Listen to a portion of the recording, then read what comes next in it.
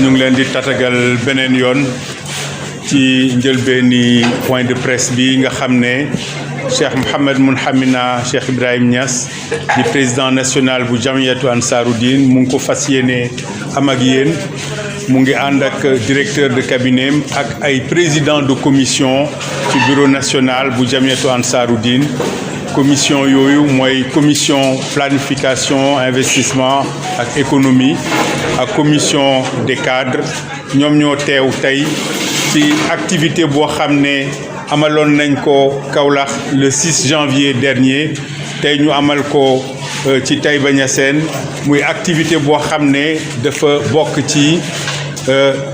activité économique programme économique bu Jamiyatu Ansaruddin ci biir programme d'action Jamiyatu Ansaruddin comme ni ngeen ko xamee ay événement bokk na ci organiser ay événement bi ngeen gën a miin mooy organiser gàmmu gi waaye lenn la ci événement yi am na yeneen événement bokk ci financement infrastructure yi ci la bokk waaye bokk na ci tamit activité économique boobu dafay jéem a dëppoo ak jamono dafay jéem a teg ay tànkam ci ni ko Cheikh Ibrahim Niass waxee woon bokk na ci di suuxat dimbalante solidarité ci biir ay doomi aadama waaye bokk na ci def loolu fekk mu ànd ak mu dëppoo ak jamono soo ko doon def tey ci programme boobu da ngay mun na tënk programme bi ci ñeenti tomb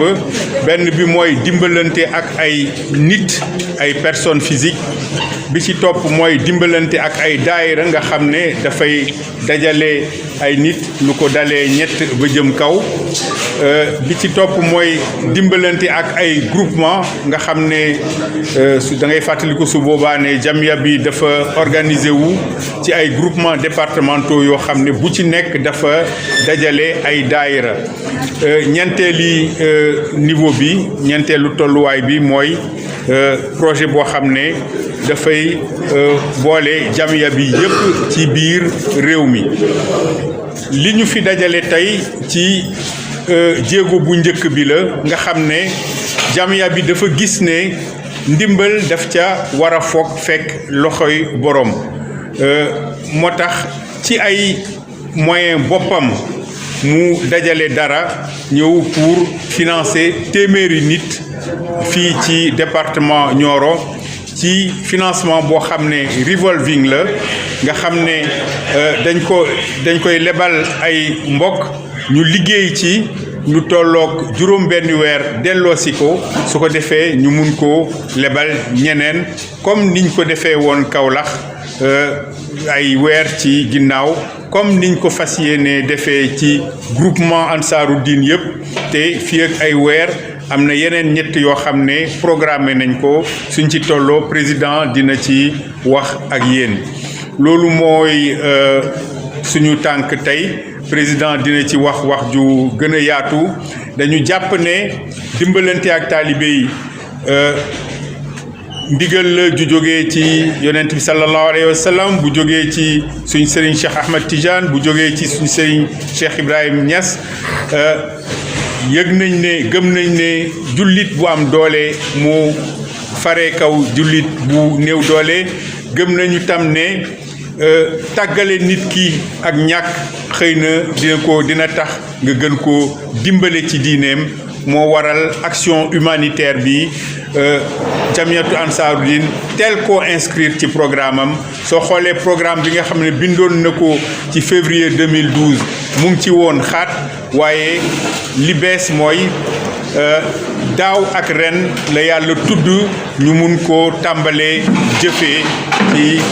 ndigali ci njiital suñu sëriñ suñu président Cheikh Mouhamed Mounhamina Cheikh Ibrahim Niass foog naa mun naa tënk foofu bàyyi président mu gën a yaatal. Donc je vous souhaite la bienvenue à ce point de presse que la Jamiyatu Ansaruddin organise sous la présidence de Cheikh Mouhamed Mounhamina Cheikh Ibrahim Niass. Point de presse qui fait suite à un atelier que nous venons de tenir sur le lancement des actions à caractère financier de la Jamiatou Ansaroudine dans le département de Nioro. Comme vous le savez, l'un de nos objectifs, c'est de promouvoir la solidarité entre les humains de façon générale et entre les musulmans de façon plus particulière, promouvoir la solidarité et lutter contre la pauvreté. C'est l'un des points centraux du programme d'action de la Jamiatou Ansaroudine. C'est la raison pour laquelle l'association a très tôt fait d'inscrire ce point dans son programme d'action. Et ce point se subdivise en 4 sous-composantes. D'abord, les actions de financement individuelles qui s'adressent donc à des personnes physiques. Ensuite, les actions de financement destinées à des groupements de type Daïra qui sont de l'ordre d'une moyenne de 2 500 000 par groupement. Des actions de financement